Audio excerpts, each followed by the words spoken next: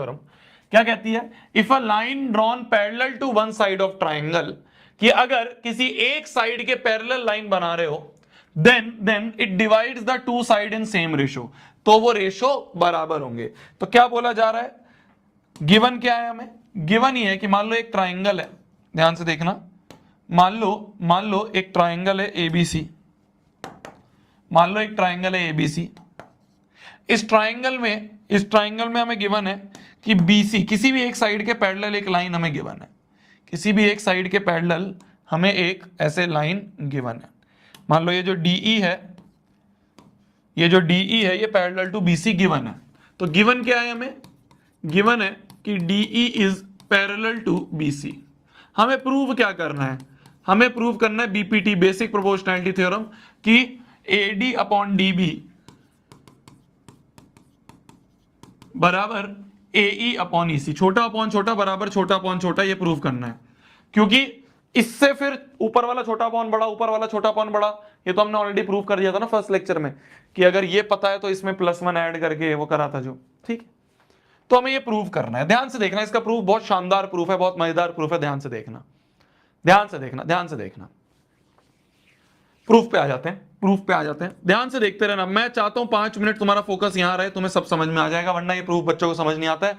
और ये प्रूफ आपके सीबीएसई में आता है, बोर्ड एग्जाम में पूछा जाता है प्रूफ, ठीक है। देखो, शिट यार, कल मेरा इसका हिस्ट्री का पेपर और मुझे कुछ समझ नहीं आ रहा है, कैसे मैं याद। प्रूफ आपके सीबीएसई में आता है, बोर्ड एग्जाम में पूछा जाता है प्रूफ, ठीक है। देखो, ऐसा नहीं है कि ये प्रूफ करने के लिए मेरे को कोई ऊपर से दिव्य शक्तियां मिली थी और मेरे को एकदम समझ में आ गया। मेरे को मेरे मास्टर ने समझाया तो मैंने उनसे सीखा और समझ लिया। आज मैं तुम्हें बता रहा हूं तो मुझसे सीखो और समझ लो, ठीक है। ये मत सोचना भैया ऐसे कैसे दिमाग में आएगा, ऐसे कैसे होगा, ऐसे कैसे होगा। मेरे को भी ऐसे नहीं बचपन से समझ के आया था, मैंने टीचर से समझा, मेरे को समझ में आया, आज मैं तुम्हें समझा रहा हूं। तो इसलिए खुले माइंड से ध्यान से सुनना। देखो देखो, मान लो एक कंस्ट्रक्शन हम करेंगे, एक कंस्ट्रक्शन हम करेंगे क्या? ज्वाइन कर दो डीसी एंड ईबी को, डीसी और ईबी को ज्वाइन कर दो। ये कंस्ट्रक्शन हमने करी क्या? कि हमने डीसी को और ईबी को ज्वाइन कर दिया, ठीक है। अब ध्यान से देखना, प्रूफ पे आ जाए अपन, प्रूफ पे आ जाए। प्रूफ 2 पार्ट में होगा, कैसे? देखो, एक बार मैं क्या करूंगा, इस ट्राइंगल को लूंगा और एक इसके साथ ये वाले ट्राइंगल को लूंगा। अभी मैं इन दोनों ट्राइंगल को उठा रहा हूं, ध्यान से देखना। पहले मैं 2 पार्ट में होगा, पहले पार्ट में मैं इस ट्राइंगल को और इस ट्राइंगल को लूंगा, तो पहला पार्ट इन दोनों ट्राइंगल के ऊपर वर्क करेंगे। फिर दूसरे पार्ट में मैं इसको तो लूंगा ही और इसके साथ फिर इस वाले को ले लूंगा, तो दूसरे पार्ट में हम इन दोनों को लेंगे। तो पहले पार्ट की अगर हम बात करें तो मैं 2 ट्राइंगल को ले रहा हूं, ध्यान से देखना, 2 ट्राइंगल्स को ले रहा हूं। एक ये ट्राइंगल है ADE, ठीक है, और एक ये ट्राइंगल है जो नीचे वाला है इसके, ध्यान से देखना, एक ये ट्राइंगल है, कौन सा? DEB। इन 2 ट्राइंगल को ले रहा हूं, ठीक है, बहुत बढ़िया। मान लो इन दोनों ट्राइंगल का मैंने एरिया लिखा, इन दोनों ट्राइंगल का एरिया लिखा, और बेस मैं इधर वाली साइड्स को मान रहा हूं, जो इधर वाली साइड्स है ना, जो इधर वाली साइड्स है। मैं अपनी आंखों को इधर को रख रहा हूं, मान लो ये मेरी आंख है इधर, ये मान लो मेरी आंखें हैं इधर, और मैंने इधर से आंख रखी, तो मेरे लिए बेस ये हो जाएगा ना, जो नीचे दिख रहा है उसको मैं बेस मान रहा हूं अगर, तो ये नीचे वाला ये बेस, और इधर से भी देखूंगा तो इस ट्राइंगल का बेस ये। तो मैंने बेस किसको माना? इस वाली साइड्स को, इधर वाली साइड्स को बेस माना। ध्यान से देखते रहना, इसका एरिया क्या होगा? एरिया ऑफ ट्राइंगल ADE होगा हाफ इंटू बेस मैंने वाला AD इंटू हाइट में कुछ लिखूंगा। Similarly area of this triangle, area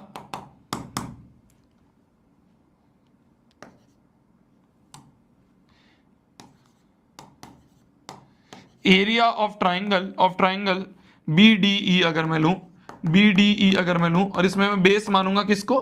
BD को, बेस में मानूंगा BD को।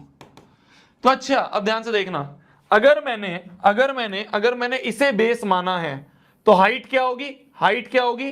बेस के अपोजिट वर्टेक्स से परपेंडिकुलर, बेस के अपोजिट वर्टेक्स से परपेंडिकुलर। तो मैंने क्या करा, मैंने यहां से एक परपेंडिकुलर डाल दिया, ये एक परपेंडिकुलर डाल दिया, बेस के अपोजिट वर्टेक्स से एक परपेंडिकुलर डल गया, ठीक है। तो बेस के अपोजिट वर्टेक्स से एक परपेंडिकुलर डल गया, ये मान लो EP है, ठीक है, ये EP है, तो परपेंडिकुलर हो गया EP।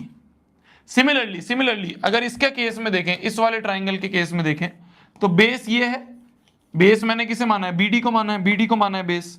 तो बेस के अपोजिट वर्टेक्स से परपेंडिकुलर, तो वो परपेंडिकुलर भी तो EP ही है।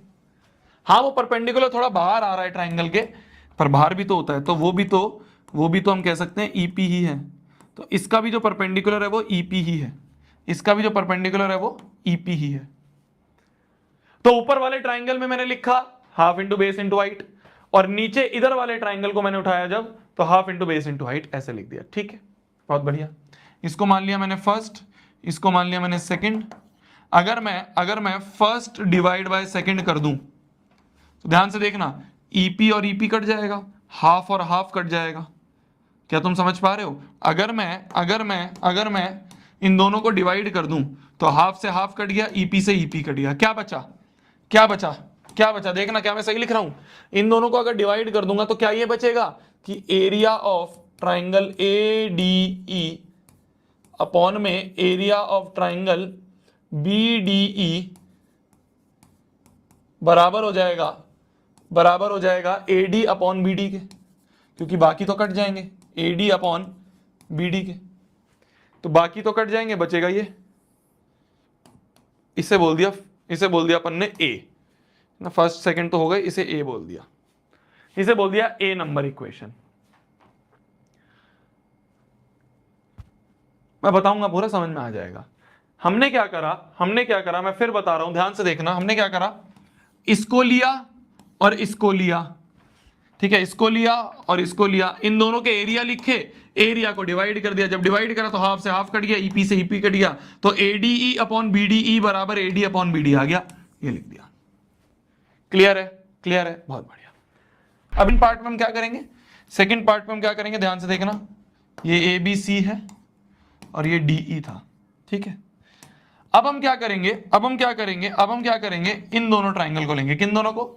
इस वाले ट्राइंगल को और इस वाले ट्राइंगल को, इन दोनों का एरिया लिखेंगे। देखना ध्यान से, इस वाले ट्राइंगल को लिया ADE को, और इधर से हमने इस वाले ट्राइंगल को लिया, किसको? CDE को, ठीक है, और हमने नजरें अपनी इधर रखी। अब की नजरें मेरी किधर है? इस तरफ है, तो मेरे लिए बेस ये होगा, AE और EC को बेस मानेंगे, इसको बेस मानेंगे। अब इधर वाली साइड्स को बेस मानेंगे, इधर वाली साइड्स को बेस मानेंगे। तो इससे अगर लिखें तो एरिया ऑफ ट्राइंगल ADE अगर मैं लिखूं तो वो होगा हाफ इंटू बेस, किसको माना? AE को, इंटू हाइट। इसको भी लिखें तो एरिया ऑफ ट्राइंगल DEC या CED की बात करें तो वो होगा हाफ इंटू बेस, किसको माना? ED को, CE को। बेस किसको माना? CE को बेस अपन ने माना। ये जो CE है इसको बेस माना, क्योंकि हमारी आंखें इस तरफ से हैं, इस तरफ से देख रहे हैं, तो बेस ये, ठीक है, बहुत बढ़िया। हाइट क्या होगी? तो हाइट क्या होगी? जिसको बेस माना है, बेस के अपोजिट वर्टेक्स से परपेंडिकुलर जो होती है वो हाइट होती है। तो बेस के अपोजिट वर्टेक्स से मैंने परपेंडिकुलर घेर दिया, ये DQ जो है ये हाइट है। बेस के अपोजिट वर्टेक्स से परपेंडिकुलर घेरा, DQ हाइट है। सिमिलरली इसके लिए क्या होगा? बेस के अपोजिट वर्टेक्स से परपेंडिकुलर, तो वो परपेंडिकुलर भी DQ ही आएगा। देखना ध्यान से, इस केस में भी ये जो ट्राइंगल है, बेस के अपोजिट वर्टेक्स से परपेंडिकुलर तो DQ ही होगा, तो इसका भी परपेंडिकुलर क्या है? DQ ही होगा। इसको बोल दो थर्ड, इसको बोल दो फोर्थ।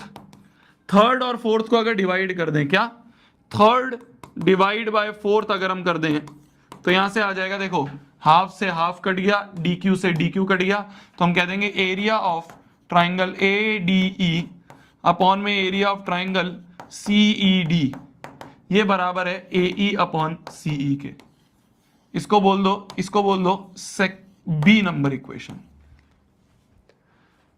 इसको बोल दिया हमने B नंबर इक्वेशन। ध्यान से देखते रहो, अब ध्यान से देखते रहना, अब होने वाला है क्वेश्चन बस। अच्छा, हमें प्रूफ क्या करना है? प्रूफ करना है एडी अपॉन डीबी बराबर एई अपॉन ईसी। अरबों की विरासत से अनजान एक लड़का अपनी ही कंपनी के आगे 20 सालों तक अच्छा, हमें प्रूफ क्या करना है?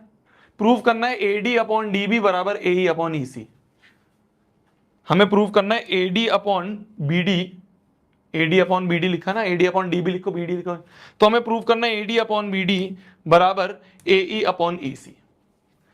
तो ये जो ए इक्वेशन आई है और ये जो बी इक्वेशन आई है, इन दोनों को किसी तरह से बराबर करना है ना। ये जो ए इक्वेशन निकली है मेरी, इसकी ये वाली साइड की जरूरत है और इस वाली इक्वेशन की भी आरएचएस की जरूरत है। अगर आरएचएस दोनों के बराबर करने हैं, अगर ये आरएचएस और ये आरएचएस बराबर करने हैं, तो दोनों के एलएचएस बराबर होने चाहिए।